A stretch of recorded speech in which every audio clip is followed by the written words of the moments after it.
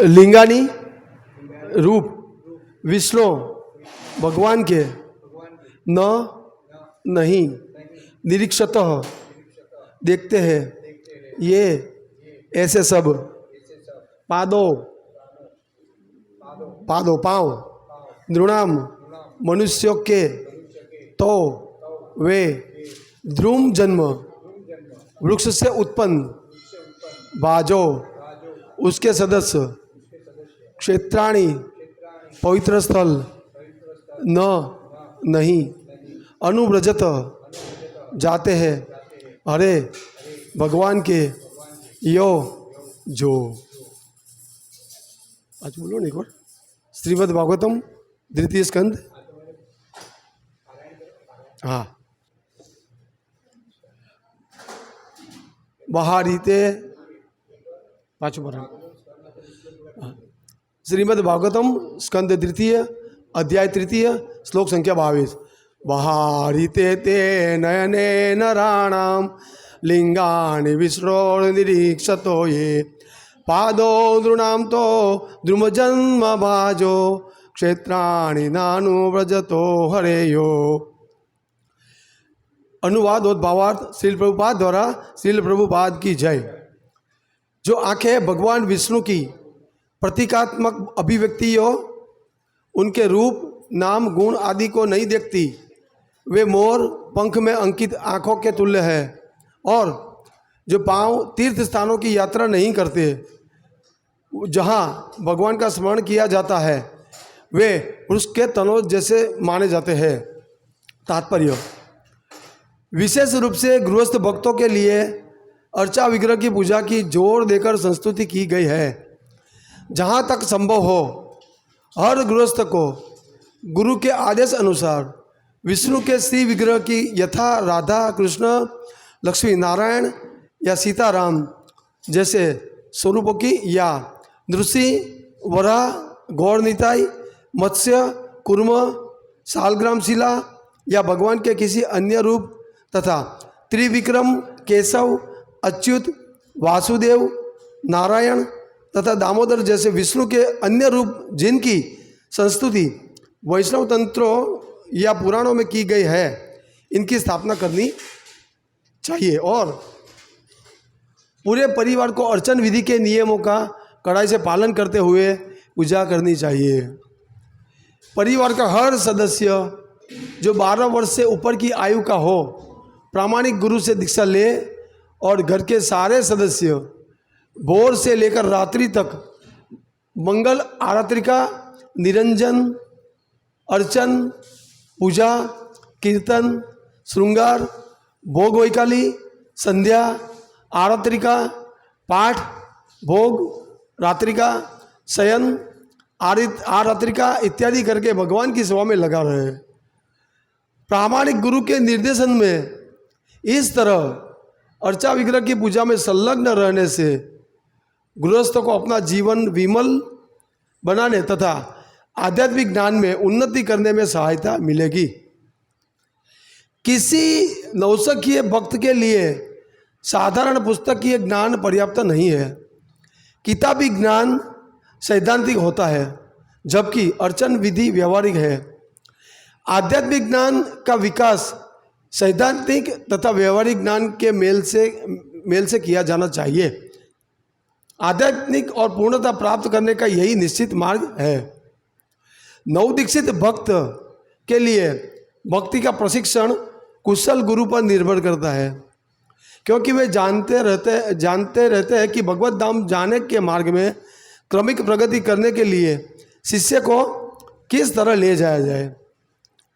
किसी को अपने परिवार का खर्च चलाने के लिए छद्म गुरु नहीं बनना चाहिए अपितु उसे कुशल गुरु होना चाहिए जिससे वह शिष्य को आसन मृत्यु के चंगुल से उबार सके।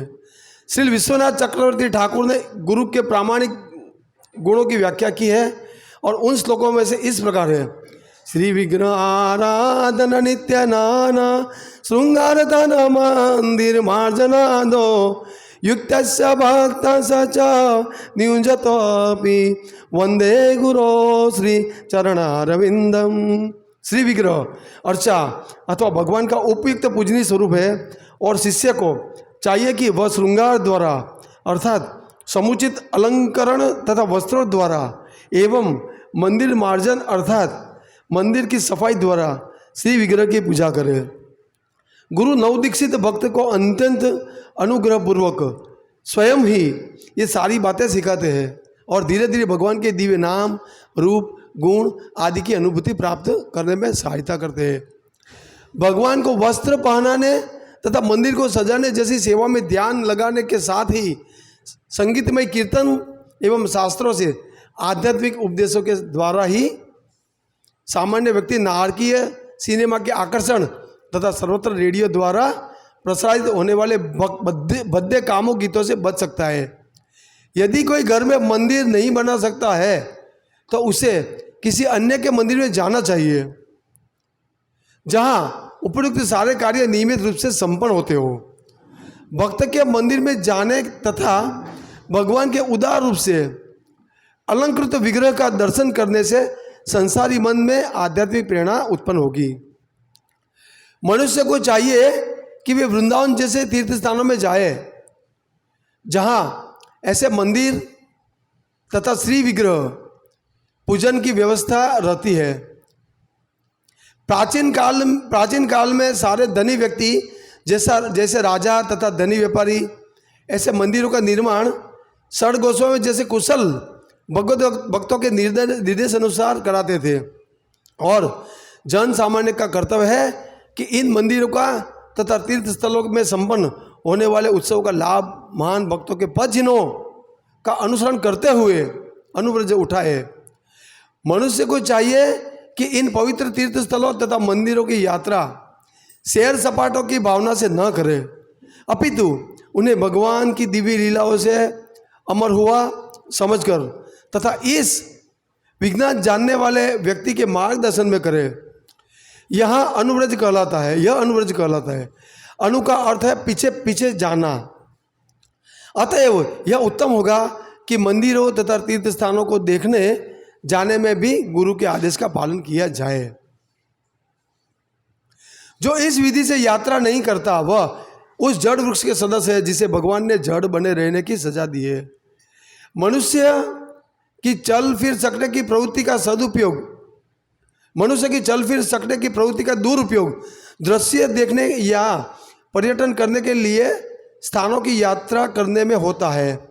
ऐसी यात्रा की प्रवृत्ति का सदुपयोग यही है कि महान आचार्य द्वारा संस्थापित तीर्थ स्थलों में जाया जाए और उन धन कमाने वाले व्यक्तियों के नास्तिक प्रचार से गुमराह न हुआ जाए जिनसे आध्यात्मिक विषयों का कोई ज्ञान नहीं है।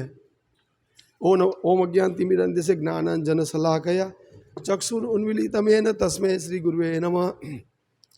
श्री चैतन्य मनोभीष्टं स्थापितं येन भूतले स्वयं रूप ददामयं तदाति स्वपदान्तिकं वन्देहं श्रीगुरु श्रीयुतपदकमलं श्रीगुरून् वैष्णवांश्च श्रीरूपं साग्रजातं सगण रघुनाथान्वितं तं सजीवं साद्वैतं सावधूतं परिजनसहितं श्रीकृष्ण चैतन्य देवं श्री राधा कृष्ण पादान सगण ललिता श्री विशाखान्विताश्च हे कृष्ण करुणा सिंधु दीनबंधो जगतपते गोपेश गोपिका कांत राधा कांत नमस्तुते तप्त कांचन गौरांगी राधे वृंदावनेश्वरी वृषभानुसुते देवी प्रणमामि हरिप्रिये वांछा कल्पतरुभ्यश्च कृपा सिंधुभ्य एव च पतितानां पावनेभ्यो वैष्णवेभ्यो नमो नमः। श्री कृष्ण चैतन्य प्रभु नित्यानंद श्री अद्वैत गदाधर शिवासादि गौर भक्तवृंद हरे कृष्णा कृष्णा कृष्णा हरे हरे हरे राम राम राम हरे हरे हरे कृष्ण। तो आप सबका फिर से स्वागत है। हमने कल देखा, कल के श्लोक में क्या था कि कल के श्लोक में था कि भगवान मुकुंद, यहाँ पे बोला था कल के श्लोक में कि मुकुंद भगवान 21 नंबर मम उत्तम अंगम न में मुकुंदनम। मुकुंद, तो मुकुंद कौन है? भगवान कृष्ण। भगवान का एक नाम है मुकुंद, क्योंकि भगवान मुक्ति प्रदाता है। भगवान कृष्ण के सिवा कोई मुक्ति नहीं दे सकता हमको। तो ये जो भौतिक जगत जो है इसमें कितने विषय हैं, पर लोगों को ये नहीं पता है कि भगवान कौन है, हमारा भगवान के साथ क्या संबंध है। भगवान के कई सारे नाम है, पर पहली बात तो यह है कि लोगों को पता ही नहीं कि कौन भगवान है, हमें क्यों भगवान को भजना है, हमारे जीवन का उद्देश्य क्या है, ये किसी को पता ही नहीं है। तो यहाँ पे 21 नंबर के श्लोक में क्या कहते हैं, मुकुंद, भगवान का नाम है मुकुंद। तो मुकुंद मतलब में मुक्ति प्रदाता। तो मुक्ति मतलब में सिर्फ कृष्ण मुकुंद ही दे सकते हैं और कोई मुक्ति नहीं दे सकता है। हमारे सनातन धर्म में, हमारे वेदों में, पुराणों में 33 करोड़ देवताओं का वर्णन है, 33 करोड़ डेमिगॉड्स। पर वो 33 करोड़ देवता में से कोई भी हमको मुक्ति नहीं दे सकते हैं। पर किसी को जानने की रुचि भी नहीं है, क्या जरूरत है मुक्ति, मुक्ति क्या जरूरत है, बस हमको हमारा जीवन चल रहा है, खा पी रहे हैं, मौज मजा कर रहे हैं, क्या ये सब करने की ज़रूरत है। पर यहाँ पे अगर मुक्ति नहीं पाते हम लोग तो कितना करोड़ों साल तक हम लोग घूमते रहेंगे। ये लोगों को ये हमारा जो रियल प्रॉब्लम है वो लोगों को पता नहीं है। तो क्या है, सब कुछ के पीछे दौड़ते हैं, पर मुक्ति कौन है, मुक्ति कैसे मिलती है, वो जानने की कोशिश नहीं करते हैं। ये इतना इंपॉर्टेंट क्वेश्चन है, शंकर पार्वती माता खुद पूछती है शंकर भगवान से कि इतने सारे देवता में से कौन मुक्ति देता है। तो शंकर भगवान कहते हैं कि मुक्ति प्रदाता सर्वेषां विष्णु एवं न संशय, विष्णु के सिवा किसी की ताकत नहीं है मुक्ति देने की। देखिए क्या है, शंकर भगवान पार्वती माता ऐसा क्वेश्चन कर रहे हैं, कितने महान शंकर भगवान, उसकी पत्नी पार्वती माता ये पूछ रही है। पर किसी को पता नहीं है ये जगत में कितना करोड़ों अब्बजों जीवात्मा है, करोड़ों अब्बजों जीवात्मा, कितने करोड़ों मर रहे हैं, जन्म ले रहे हैं, पर किसी को ये नहीं जरूरत जानने की जरूरत है कि मुक्ति क्या है, कौन मुक्ति देता है, किसी को नहीं पड़ी है। यहाँ इस श्लोक में अभी क्या कहते हैं कि बाहर ईते थे नयन नराणाम, जो आंखें भगवान विष्णु की प्रतीकात्मक अभिव्यक्ति हो को नहीं देखते हुए मोर पंख के अंकित आंखों जैसी है। देखिए भगवान इतने दयालु है, भगवान परम ब्रह्म परम धाम। अर्जुन कहते हैं कि अर्जुन आप, हे भगवान आप परम ब्रह्म परम धाम हो, पवित्रम परमम भुवम, आप पवित्र, सबसे पवित्र आप हो। तो ये भगवान इतना दिव्य, भगवान का इतना दिव्य स्वरूप है भगवान का, पर किसी को इसमें रुचि ही नहीं है।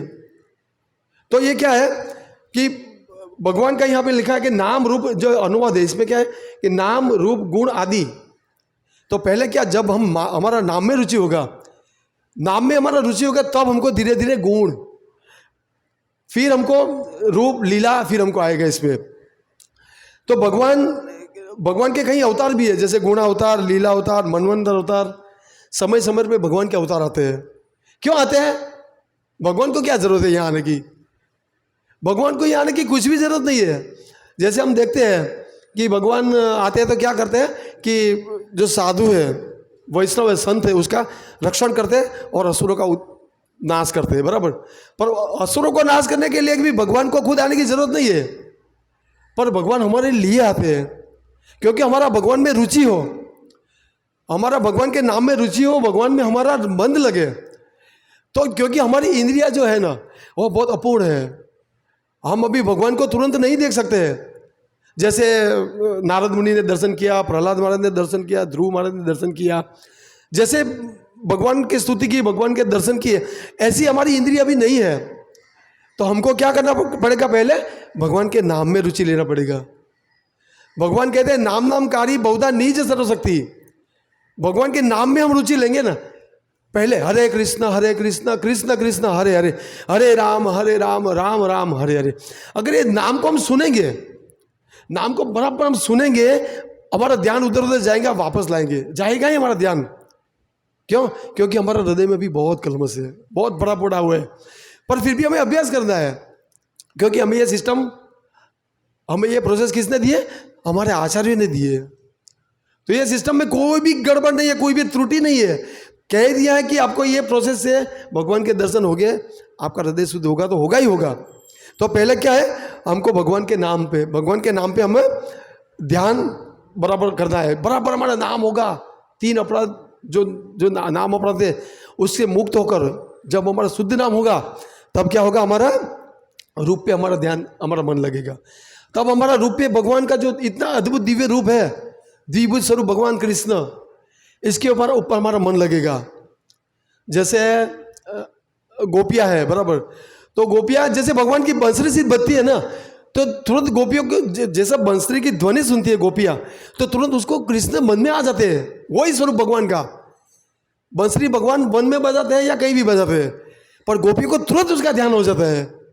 क्यों? क्योंकि उसका वो लेवल है, उसका वो स्तर है। तो जब हमारा नाम में स्तर होगा ना, अभी तो क्या है कि हमारा नाम में रुचि नहीं आता है, इसलिए हमको रूप, भगवान का रूप पे हम नहीं जा सकते हैं। जैसे अभी 2-4-5 दिन पहले की बात है, तो मैं घर पे माला कर रहा था। मेरी 14 माला हो गई थी और मुझे एक जगह पे सोशल काम के लिए जाना था। तो मैंने सोचा चलो 2 ही माला बाकी, अभी छोड़ दो, आके कर लूँगा। तो मैंने 2 माला छोड़ दी और वो जगह पे गया जहाँ पे मुझे जाना था। तो बीच में मुझे पुलिस ने रोक लिया। अब पुलिस ने रोका मुझे, तो मैंने बोला भाई, उसने बहुत प्रॉब्लम दिखाया कि आपको इतना पैसा भरना पड़ेगा, ये करना पड़ेगा, वो करना पड़ेगा। मैंने बोला पैसा नहीं है, कुछ एडजस्ट कर लो। तो बोला ठीक है, इतना कर दे दो फिर चले जाओ। तो मैंने पे कर दिया बराबर। फिर घर जाके माला किया। तब मुझे माइंड में ऐसा हुआ कि मैंने भगवान के नाम को प्रायोरिटी नहीं दिया है ना। मैंने सोचा 2 माला कोई बात नहीं, फिर आके कर लूँगा। वो समाज में जाना जरूरी है, सोशल काम जो है उसमें जाना जरूरी है। क्या मतलब कि मैंने नाम को टॉप प्रायोरिटी नहीं दिया। चलता है यार, भगवान को 2 ही माला बाकी, फिर कर लूँगा। अगर 2 माला कर लेता तो टाइम इधर उधर हो जाता, पुलिस मुझे नहीं पकड़ता, है ना। हो सकता था ना ऐसा। 2 माला करने में मेरा 16 मिनट होता, तो 16 मिनट में हो सकता है वो पुलिस इधर उधर चला जाए या कोई दूसरा चला जाए, उसको कुछ भी हो सकता था। पर मैंने क्या किया कि नहीं, पहले यहाँ जाना है। तो हमको क्या ऐसी नाम में रुचि नहीं आती हमको कि नहीं कुछ भी हो जाए, पहले माला कर दिए भाई। तो माया वो अटैक करती है। पहले मैं, जैसे हमारा खुद का कुछ ग्लोरिफिकेशन नहीं करना चाहिए, पर पहले मैं जब नया नया इस्कॉन में आया था ना, तो 16 माला करने से पहले उठता ही नहीं था, पानी भी नहीं पीता था। पर अभी इजी मिल गया, चलो अभी तो हम तो बहुत बड़े भक्त हो गए, चलेगा यार, है ना। पानी भी नहीं पीता था मैं 16 माला करने से पहले, किसी से बात भी नहीं करता था। तो अभी फिर माया अटैक कर दी, चलो यार अभी बहुत टाइम है, अभी तो आपकी बहुत उम्र बाकी, करेंगे धीरे धीरे। तो जब तक हमको नाम में रुचि नहीं आएगा, फिर रूप, अगर नाम में रुचि आएगा हम ऐसा सोचेंगे नहीं पहले मुझे नाम करना है भगवान का, चलता रहेगा सब दुनियादारी, तो फिर हमको भगवान का रूप हम आएगा और भगवान हमको दर्शन दे सकते हैं। फिर भगवान के गुण, जैसे ही भगवान का नाम लेंगे तो हमको नेचुरल है कि फिर हमको टीवी देखना, इधर उधर जाना, सब मटेरियल टॉक्स जो है, भौतिक जो चर्चा है, उसमें हमको रुचि नहीं आएगी। हमारे जो दुर्गुण है ना वो निकल जाएंगे, धीरे धीरे निकल जाएंगे। और ये हमारे सामने है सबके, हम सब ऐसे ही थे। हम पहले टीवी देखते थे, नाटक देखते थे, ये करते थे, वो करते थे, है ना, सब कुछ करते थे। पर जैसा भगवान का नाम लेने लगे हम, जैसा भगवान का नाम लेने लगे, धीरे धीरे निकल रहा है। पर निकल रहा है, ऐसा नहीं कि कुछ परिवर्तन नहीं है, ऐसा नहीं है, हो रहा है चेंज। भगवान के नाम में ये शक्ति है तो हो रहा है। तो क्या होगा, धीरे धीरे हमारे गुण, हमारे अंदर जो भगवान जैसे देवी जैसे गुण प्रकट हो गए, फिर हमको कोई रुचि नहीं लगेगी दुनिया में क्या हो रहा है।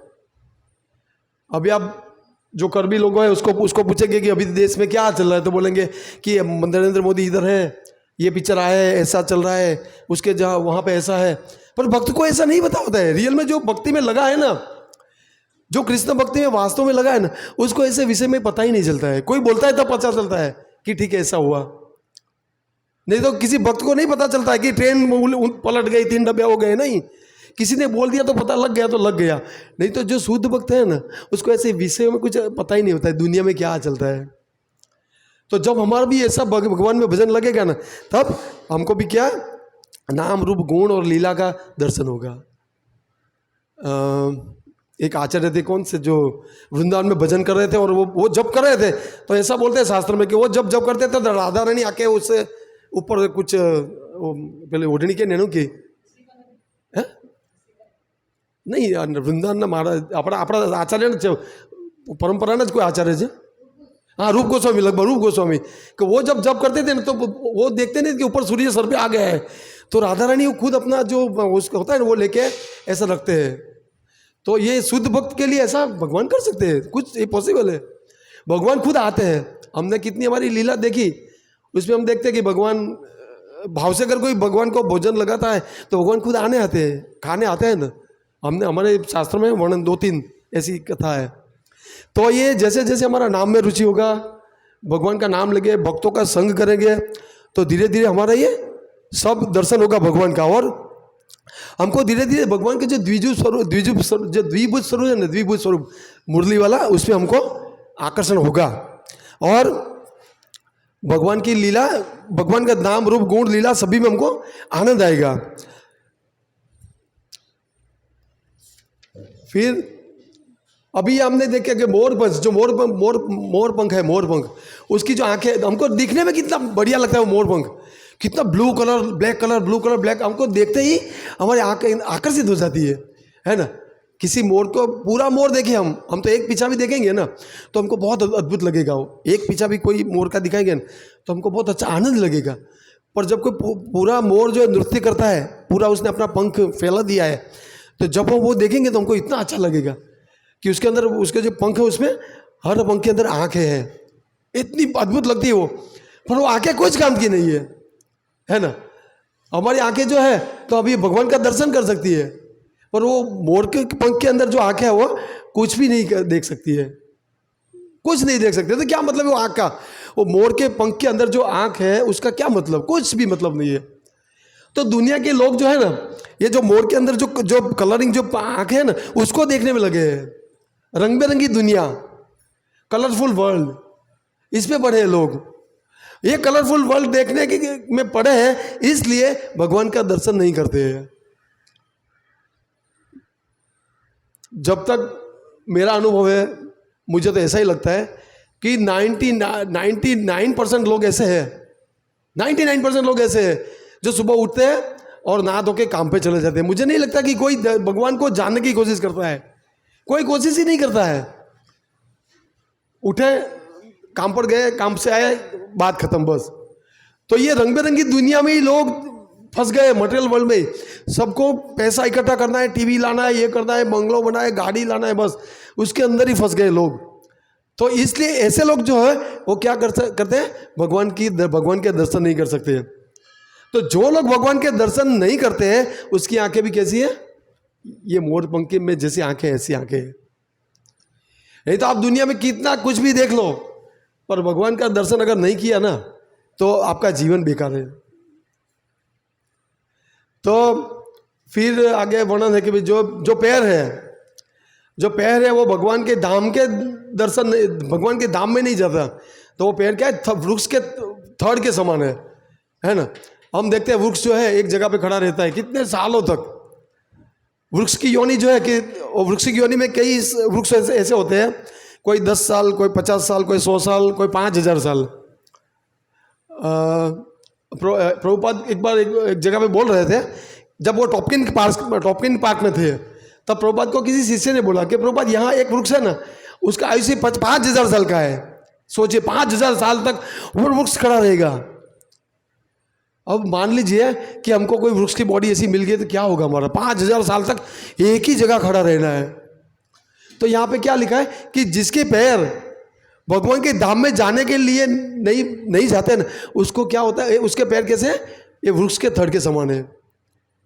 भगवान के धाम किसी को पता ही नहीं है, भगवान के धाम कौन से है, भक्त को पता है सिर्फ, बाकी आम जनता को नहीं पता है कि भगवान के धाम क्या है। भगवान ही कौन है खुद नहीं पता है, तो भगवान के धाम की बात ही कहाँ है। तो जाते, दुनिया भी फिरती है, पूरी दुनिया घूमती है इधर उधर। कोई कुछ घर पे बैठने वाले नहीं है, जैसा पैसा है चलो जाएंगे, अमेरिका जाएंगे, लंदन जाएंगे, अफ्रीका जाएंगे, इधर जाएंगे, उधर जाएंगे, जाते घूमते ही रहते हैं। पूरी दुनिया के लोग, अमेरिका के लोग भारत में जाते हैं, भारत के अमेरिका में, लंदन के अफ्रीका में, अफ्रीका के लंदन में, यूरोप के रसिया में, रसिया, इधर उधर घूमते ही रहते हैं। पैसा मिला घूमने चले, ये हमारा, ये बस कोई नहीं बैठता है, जैसा भी टाइम मिले। जैसे हम लोग भक्त लोग जो है वो क्या करते हैं कि समय का सदुपयोग करते हैं, वो भगवान के धाम में जाते हैं। पर ये कर्मी लोग को तो पता ही नहीं धाम कहाँ है। तो वो लोग ऐसी ऐसी जगह पे जाते हैं जहाँ पे भगवान विष्णु नहीं होते, कृष्ण नहीं होते, चार धाम नहीं होते, जहाँ भगवान की कोई लीला नहीं होती, वहाँ जाते हैं। कितना लाखों रुपया खर्च करके आते हैं, फिर भी क्या होता है उसका रिजल्ट? श्रम एवं ही केवलम। सिर्फ उनको मजा आता है, उनको मजा आता है। स्विट्जरलैंड में गए तो बहुत मजा आता है घूमने में, कितना बढ़िया बढ़िया पहाड़ी है, बर्फ है, ये है वो है, स्नोफॉल है, कितने अच्छे लोग हैं, कितनी सड़क अच्छी है, जमीन अच्छी है, मजा आता है उधर। पर आंखें भगवान को नहीं देखती है, पैर भगवान के धाम में नहीं जाते, तो कुछ फायदा नहीं। रंजनम लोक वो मुर्दा जो थे, मुर्दा, उसको उसका भय कम करने के लिए क्या करते हैं? उसके ऊपर फूल लगाते हैं, गुलाब के फूल, मोगरे के फूल, ये फूल वो फूल। क्यों? कि लोगों को नीचे जो मुर्दा सोया वो दिखे नहीं। अगर मुर्दा दिखेगा तो थोड़ा भय लगेगा। कैसा भी सब हो, सब है। जो डेड बॉडी है ना, उसको देख के किसी को थोड़ा भय लगता है। तो इसको भय दूर करने के लिए क्या करते हैं? उसके ऊपर फूल लगा देते ताकि वो भय थोड़ा कम हो जाए। तो ये लोग जो है भौतिकतावादी लोग हैं, वो क्या करते हैं? सब जगह पे घूमते हैं पर भगवान को नहीं, भगवान के धाम में नहीं जाते। तो पूरा पैसा खर्च करने के बाद भी क्या होता है? वो लोग का समय नष्ट। कितना भी घूम ले पर फायदा कुछ नहीं है, जन्म मृत्यु के चक्कर में से नहीं बचेंगे। तो यहाँ पे लिखा है कि भगवान के धाम में जाए तो उसका जीवन सफल हो सकता है। भगवान के धाम कौन से है? जैसे वृंदावन है वृंदावन, फिर मायापुर, फिर हमारा पुरी, जगन्नाथपुरी, मथुरा। हमारी ये जो भगवान के धाम जो रामेश्वर, जहाँ पे भगवान की लीला हुई है, वहाँ पे जाएंगे तो हमको क्या होगा? हमारी आंखें भगवान को दर्शन करेगी, और भगवान की आंखें हमारी आंखें भगवान का दर्शन करेगी तो क्या होगा? हमारा जन्म मृत्यु का चक्र कट जाएगा। और वहाँ भी ऐसा, फिर यहाँ ऐसा लिखा है कि अगर धाम में भी जाते हैं तो हमको क्या करना है? कि वहाँ पे जाके भगवान के भक्त जो है ना, उसका भी संग करना है। भगवान का जो, अगर आप कर्मी लोग भी जाते हैं, मायापुर, पुरी, बद्रीनाथ जाते हैं, कर्मी लोग भी जाते हैं, पर वो लोग क्या है? उसका पर्पस क्या है? सिर्फ घूमना है। देखा ऐसा दर्शन कर लिया, चले नहीं। पर ये भारत में क्या लिखा है कि दर्शन भी हमको कैसे करना है? कि जो वहाँ के जो भक्त है, भगवान के जो शुद्ध भक्त है, उसका हमें संग करना है। उसका संग करेंगे तो हमें वो समझाएंगे कि यहाँ पे भगवान की क्या लीला हुई है। जैसे हम लोग मायापुर गए, बराबर, तो कोई नया व्यक्ति है, वो वृंदावन मंदिर में जाएगा तो वो दर्शन करेंगे, ओ बहुत अच्छा है, राधा श्याम सुंदर भगवान की कितने अच्छे विग्रह, देखो राधा कितने अच्छे हैं, कृष्ण कितने अच्छे हैं, कृष्ण बलराम कितने अच्छे हैं। उसको आधा घंटा बहुत अच्छा लगेगा। कोई भक्त का संग नहीं करेगा ना, तो भगवान तो दयालु है, उसके दर्शन करने मात्र से सबको आनंद तो मिलेगा ही, पर जैसे ही वो मंदिर से बाहर जाएगा फिर जैसा था ऐसा हो जाएगा। पर अगर मंदिर के अंदर गया और किसी भक्त का संग करेगा तो भक्त उसको डिटेल में समझाएगा कि देखो ये जो राधा श्याम सुंदर मंदिर है ना, इसको श्रील प्रभुपाद के भक्त ने स्थापित किया था। और वो समझाएंगे कि कैसे ये मंदिर बना, क्यों मंदिर बना, क्या जरूरत थी मंदिर बनाने की। वो पूरा एक भक्त उसको डिटेल में समझाएगा कि क्यों ये मंदिर का नाम राधा श्याम सुंदर है, क्यों ये यहाँ बलराम है, क्यों यहाँ यशोदा माता है। एक भक्त समझाएगा तो वो जो धाम में जाएगा, वो धाम के अंदर वो व्यक्ति की श्रद्धा बढ़ेगी। नहीं तो जाते हैं लोग भी, कर्मी लोग भी, पर क्या होता है? कुंजर स्नान, मैं बार बार बोलता हूँ, कुंजर स्नान। हाथी होता है ना, वो अपनी फीमेल हाथनी के साथ तालाब में जाता है और बहुत स्नान करता है, वो खुद नहाता है, अपनी फीमेल हाथनी के साथ स्नान कर उसको पानी डालता है सूंड से, बहुत मजा करता है। फिर बाहर आके क्या करता है? वापस जो डस्ट जो है, धूल जो है, उसको वापस वो सूंड के अंदर लेता है और फिर वापस अपनी बॉडी पे डाल देता है। तो तालाब में शरीर शुद्ध करने गया, पर बाहर आकर वापस शरीर अशुद्ध कर दिया। तो लोग जाते हैं, पर वो महिमा नहीं जानने की वजह से क्या होता है? फिर वही काम करने में लग जाते हैं। भगवान का दर्शन करने से फायदा हो गया, पर वापस जाके क्या है? फिर वापस पाप इकट्ठा कर लेते हैं। तो लोगों को भगवान की ये जानने में रुचि नहीं है। अध्यात्म यात्रा करने के लिए, क्या एंजॉय करने के लिए जाते हैं। और लोग जो है अनित्य, अनित्य चीज, जो टेम्पररी चीज है, इसके पीछे पड़े लोग। लोगों को नहीं पता कि टेम्पररी क्या, परमानेंट क्या। जो चीज़ हम आज नहीं तो कल हमको घुमा देने हैं, हमको छोड़ देनी है, उस चीज़ के पीछे लोग पड़े हैं। लोग जरा भी बुद्धि दौड़ाते नहीं है, कर्मी लोग या भौतिकतावादी लोग हैं, थोड़ा भी बुद्धि नहीं लगाते कि पहले भी ऐसे लोग थे जिसके पास करोड़ों रुपए थे, पहले भी ऐसे लोग थे, पर आज नहीं है। हमारा मकान इतना अच्छा है, बंगलो इतना अच्छा है, सब कुछ ठीक है, सब कुछ ठीक है, पर वो कितने टाइम आप भोग करोगे? 25 साल, 50 साल, 100 साल, फिर तो हमको ये छोड़ना ही है। तो फिर हम क्यों इसको अभी इसमें से हम अनासक्त होने की कोशिश नहीं करते हैं? आपका कितना भी अच्छा मकान हो, बंगला हो, गाड़ी हो, पत्नी हो, बच्चे हो, पर आपको प्रकृति के काल के नियम के अनुसार आपको ये शरीर छोड़ना ही पड़ेगा। ये प्रकृति का नियम है। तो जब हमको वो जो चीज़ छोड़ ही देनी है, तो फिर हमको धीरे धीरे उसमें से अनासक्त होने का प्रयास करना चाहिए। अगर हम नहीं छोड़ेंगे और उसी में आसक्त रहेंगे, तो फिर हमारा जन्म जो है वो निष्फल हो जाएगा। हमको कभी भी भगवान के बारे में कभी भी हमको रुचि नहीं होगी, और भगवान के बारे में नहीं जानते हम लोग, कुछ जानते ही नहीं है, हमारे शास्त्र के बारे में नहीं जानते। चलो आपको मान लीजिए कृष्ण के बारे में नहीं पता है, तो कुछ आप जिस देवी देवता का भजन करते हो उसके बारे में तो जानो। आप शंकर भगवान के पास जाते हो, चलो उसको तो जानो, शंकर भगवान कौन है, उसकी उत्पत्ति कैसे हुई। चलो आप दुर्गा माता के मंदिर गए, किसी को पूछो भाई कि दुर्गा माता कौन है, क्यों इसके ये इतने हाथ है, एक हाथ में त्रिशूल है, एक हाथ में ये है, एक हाथ में वो, किसी को पूछो तो आपको पता चलेगा। आप कुछ जानते ही नहीं हो, कुछ भी धर्म के बारे में जानते नहीं हो, और अपने आप को हिंदू बोलते हो, अपने आप को धार्मिक बोलते हो, है ना। तो इसीलिए ये सब जो दुनिया में चलता है, धर्म परिवर्तन, ये परिवर्तन इसीलिए चल रहा है कि हमको कुछ पता ही नहीं है। तो एक भक्त के मुंह से मैंने सुना था कि उसने बहुत अच्छा बोला कि ये जो लोग जो धर्म परिवर्तन कराते हैं ना, वो लोग बॉडी का धर्म परिवर्तन कराते हैं। सोचो, जैसे अभी समझ लीजिए कि कोई व्यक्ति हिंदू है, उसको मुसलमान बना दिया धर्म परिवर्तन करके, या क्रिश्चियन बना दिया, है ना। तो व्यक्ति तो वही करता है, खाना पीना मैथुन करना वही करता है, कोई चेंज ही नहीं है, समझे। ये हिंदू है या मुसलमान है या क्रिश्चियन है, किसी का धर्म परिवर्तन करा दिया तो व्यक्ति में से कोई चेंज ही नहीं है, वो आहार निंद्रा भय मैथुन तो करता ही है। तो ये धर्म परिवर्तन नहीं है, ये शरीर परिवर्तन है। हम सबको चेंज करते हैं, स्कूल वाले सबको चेंज करते हैं। कैसे चेंज करते हैं? उसका पूरा जीवन हम उसको आनंदमय कर देते हैं। ये रियल परिवर्तन है। हम किसी को ये नहीं बोलते कि आप मुसलमान बन जाओ, हिंदू बन जाओ, क्रिश्चियन बन जाओ, बल्कि प्रभुपाद कहते हैं आप जैसे हो, जो हो वही रहो, सिर्फ भगवान से प्रेम करना सीखो। सिर्फ ये जानो भगवान कौन है और भगवान से प्रेम करना सीखो। बस ये दो चीज आप जान लोगे ना, तो फिर आपको कोई धर्म परिवर्तन करने की जरूरत नहीं पड़ेगी। पर क्योंकि ये लैक ऑफ नॉलेज के हिसाब से ये किसी को पता ही नहीं है, लोग समझते हैं यही धर्म परिवर्तन है। नहीं, आप अभी ये प्रकृति के नियम किसी को पता नहीं है कि अभी मैं भारत का झंडा लेके दौड़ता हूं, मृत्यु के बाद में पाकिस्तान में भी मेरा जन्म हो सकता है। कोई व्यक्ति का क्रिश्चियन है, कोई वो अमेरिका का है, उसका जन्म इंडिया में भी हो सकता है। ये प्रकृति का नियम है। अंत काल से महामवस बनुक्ता कलेवरम ये अप्रयाति से मदभाव याति नासरत संशय।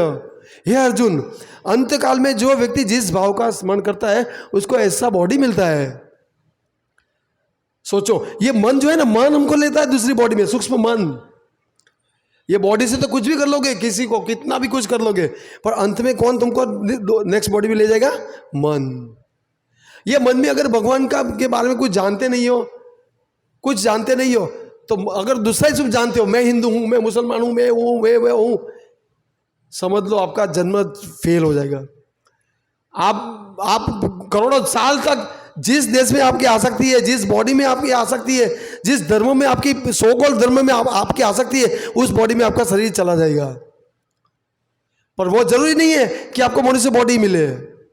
आप पाकिस्तान में भी कुत्ता बन सकते हो, आप अमेरिका में भी कोई बॉडी आपको मिल सकती है, आप अफ्रीका में भी हाथी बन सकते हो। किसी को ऐसा लगता है नहीं मेरा अफ्रीका बहुत अच्छा है सब देश से, हाँ जाओ अफ्रीका अच्छा है, अफ्रीका में हाथी बन जाओ।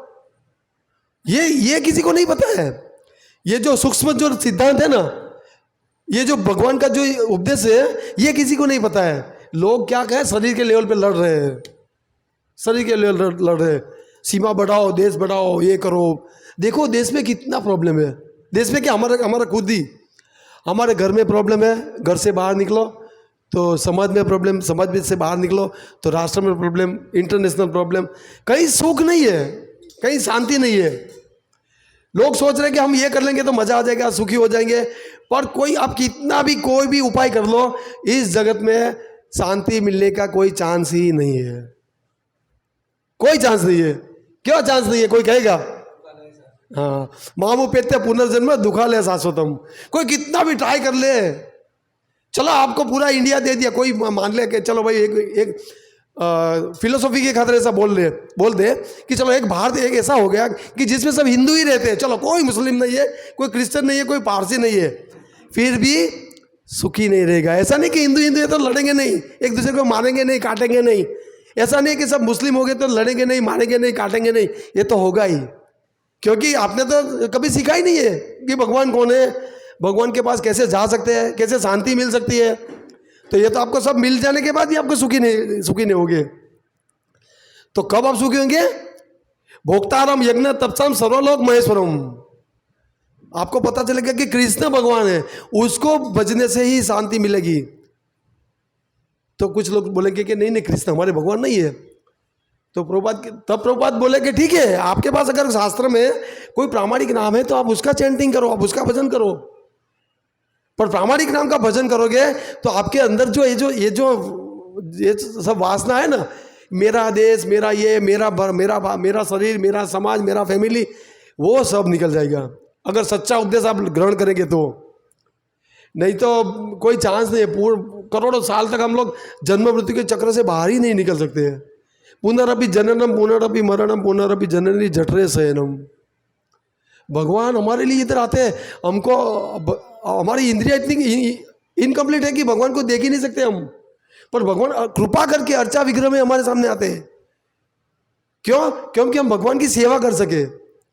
भगवान को सेवा की कोई जरूरत नहीं है, भगवान को कुछ खाने पीने की जरूरत नहीं है, पर भगवान हमको सेवा में लगाने के लिए आते हैं। पत्रम पुष्पम फलम तो ये में भक्त्या प्रयच्छति।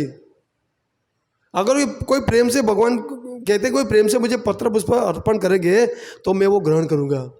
इसलिए भगवान अर्चा विग्रह में आते हैं। अभी यहाँ तो कृष्ण नहीं है ना, तो किसको पत्रम पुष्पम लेंगे? तो भगवान के अर्चा विग्रह, वो भगवान की कृपा है कि भगवान इस कलयुग में भगवान अर्चा विग्रह के रूप में आते हैं, है ना। तो वो जो प्रामाणिक स्रोत है, प्रामाणिक ये सिस्टम है कि जैसा हम भगवान को लगाते हैं, भगवान उसको खाते हैं, हम उसको ग्रहण करते हैं और हमारा जीवन चेंज होता है, परिवर्तन होता है। तो भगवान हमारे लिए अर्चा विग्रह में आते हैं, और इसीलिए ताकि हम भगवान की सेवा में लगे रहे। ये भावार्थ में प्रभुपाद यही कहते हैं कि एक व्यक्ति को पूरा 24 घंटा कृष्ण की सेवा में लगना चाहिए। भावार्थ में यही है ना कि भक्तों के क्या करना चाहिए, 24 घंटा भगवान की सेवा में। अब यहाँ जो भावार्थ है इसमें तो प्रभुपाद पहले पटपट में ऐसा लिखते हैं कि सभी भक्तों के घर पे श्री विग्रह होने चाहिए, है ना।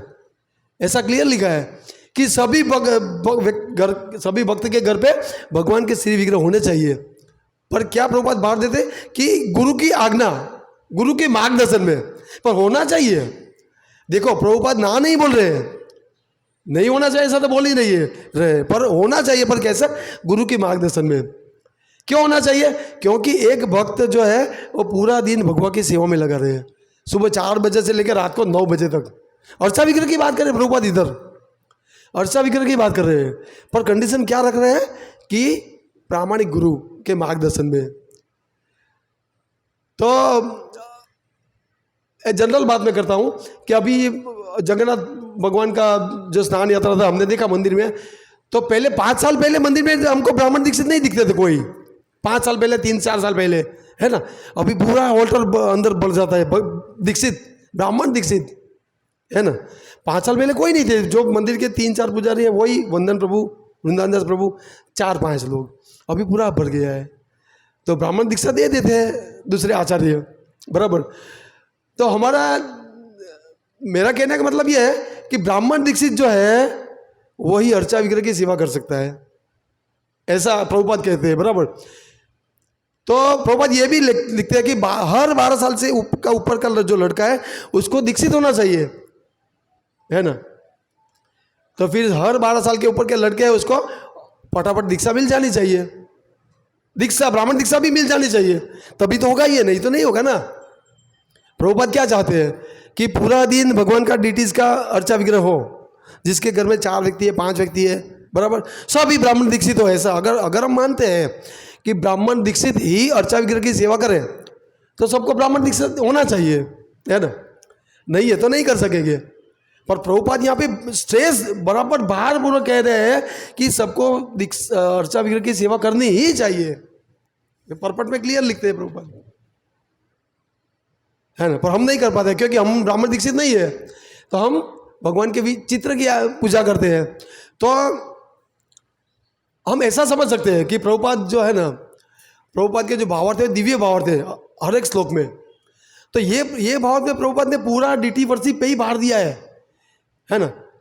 कोई भावार्थ में प्रभुपाद पुस्तक वितरण पे भार देते हैं, कोई और जगह पे गृहस्थाश्रम पे भार देते हैं, कोई जगह पे संन्यास पे भार देते हैं, क्योंकि प्रभुपाद आचार्य है, वो नहीं सकते कुछ भी।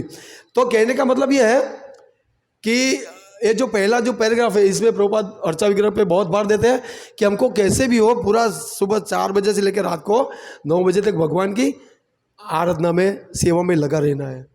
तभी हम भौतिक विषय से दूर रह सकेंगे, नहीं तो हमारे पास सेवा नहीं होगी तो हम कुछ भी कर सकते हैं बाहर, है ना। पर 24 आवर्स अगर हम भगवान की सेवा में लगेंगे तो क्या होगा, हमारा मन भगवान में लगेगा और हम भगवान के दर्शन कर सकेंगे। फिर भारत में लिखा है कि मंदिर भगवान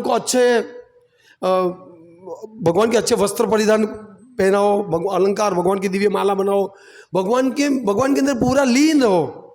फिर भगवान का मंदिर क्लीन करो, मंदिर मार्जन करो, पूरा मंदिर दो। तो इस प्रकार क्या है कि व्यक्ति पूरा भगवान में लिप्त रहेगा, और भगवान में लिप्त रहेगा तो फिर उधर कुछ मन भटकने का सवाल ही नहीं है। हमको फंसाता है कौन, मन फंसाता है। जैसे आप फ्री हो गए ना, मन आपको बोलेगा चलो अब जाओ इधर, ये सेवा हो गया, अब दूसरे काम में लग जाओ। पर प्रभुपाद ऐसा प्रोसेस यहाँ पे जो व्यक्ति को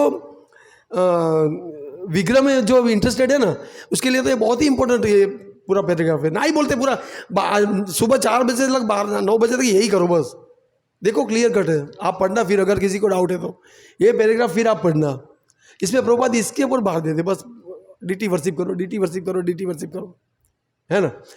तो हमको ये मनुष्य जन्म जो है बहुत दुर्लभ मिला है, करोड़ों साल के बाद मिला है। बार बार हम ये बोलते हैं और ये बोलना ही है, क्योंकि सब कुछ याद है पर ये भूल गए तो कुछ काम का नहीं है। हमको करोड़ों साल के बाद ये मनुष्य जन्म मिला है, इसको हमें सार्थक करना है। कैसे सार्थक करना है, जन्म मृत्यु के चक्र से। अभी मैं 7वां स्कंद पढ़ रहा हूँ श्रीमद् भागवतम का, तो इसके अंदर कल वर्णन आया कि जब अभी भगवान ने, वामन भगवान ने बलि महाराज को कंट्रोल कर लिया, बलि महाराज पराजित हो गए, तो जो भगवान के जो सैनिक थे ना, उसमें सबका नाम आया। इसमें जो देवताओं जो थे, उस स्वर्ग के जो देवता वो भी नीचे आए लड़ने के लिए, तो उसमें जय विजय का भी नाम आया। अब मैं सोचा जय विजय इधर लड़ने आ गए, वो कैसा, जय विजय तो नीचे आए थे। जय विजय जो थे उसको तो भगवान ने श्राप दे दिया था, वो तो नीचे आ गए थे। फिर मुझे लगा कि ऐसा हो सकता है कि ये लीला हुई ना, उससे पहले ये रावण कंस हिरण्यक्ष, फिर रावण कुंभकर्ण, हिरण्यकशिपु और हिरण्यकशिपु और शिशुपाल दंतवक्र, हो सकता है वो तीनों लीला कंप्लीट हो गई होगी, तभी तो वो लड़ने के लिए जय विजय भी आए। समझे मैं क्या बोल रहा हूं कि बलि महाराज का जो यहाँ युद्ध है वहां पे जय विजय भी आए स्वर्ग में से। तो इसका मतलब क्या हो सकता है कि वो तीनों लीला संपूर्ण हो गई होगी, तभी तो वो पार्षद वापस धाम में चले गए, तो वापस आए ना। तो ये बहुत दिव्य ज्ञान है, ये बहुत दिव्य ज्ञान है। और इसमें बार बार प्रभुपाद हमको यही समझाते हैं कि अगर हमको भगवान के चरण में कंप्लीट लगना है ना, तो पहले हम शरीर नहीं आत्मा है, भगवान कृष्ण है, हम भगवान के दास हैं। ये 3 चीज को हमको हर रोज माइंड में रिवर्स करना पड़ेगा। हम शरीर नहीं आत्मा है बस, और हमारा काम क्या है, भगवान की सेवा करना। ये करेंगे तब हमको क्या है, भगवान में आसक्ति बढ़ेगी। ये तो जो जन्म मृत्यु का चक्र है उसको तोड़ पाना बहुत डेंजर है। हम जन्म और मृत्यु के बारे में बोलते हैं, प्रस्थान, महाप्रस्थान और आवागमन। प्रस्थान, महाप्रस्थान और आवागमन। तो जैसे एयरपोर्ट पे जाते हैं तो वहाँ पे क्या लिखते हैं? प्रस्थान। एयरपोर्ट के जाने के लिए आप प्रस्थान कर रहे हैं। आप बॉम्बे एयरपोर्ट पे गए, आपने प्रस्थान किया। आप बॉम्बे से विजयवाड़ा उतरे, बराबर, विजयवाड़ा से फिर वापस बॉम्बे प्रस्थान किया, बॉम्बे आए। तो बॉम्बे में क्या हुआ? आपका आगमन हुआ, है ना। तो प्रस्थान है, उसका आगमन है। जिसने प्रस्थान किया उसका आगमन है, पर जिसने महाप्रस्थान किया ना, उसका आगमन नहीं है। तो महाप्रस्थान किसने किया? सभी, ध्रुव महाराज, प्रहलाद महाराज, 5 पांडव, 12 महाजन, है ना। तो हमें महाप्रस्थान के लिए तैयारी करनी है, प्रस्थान के लिए नहीं। प्रस्थान तो सब कर ही रहे, रोज करोड़ों आवागमन प्रस्थान हो ही रहे, पर हमें महाप्रस्थान के लिए तैयारी करनी है। अब सोचिए, इतनी बड़ी बात महाप्रस्थान की, पर प्रभुपाद ने हमको नॉर्मल सिखा दिया, बस हरे कृष्ण मंत्र करो, भक्तों का संग करो और आप महाप्रस्थान कर दोगे। हरे कृष्ण। अगर किसी को कुछ प्रश्न है तो पूछ सकते हैं।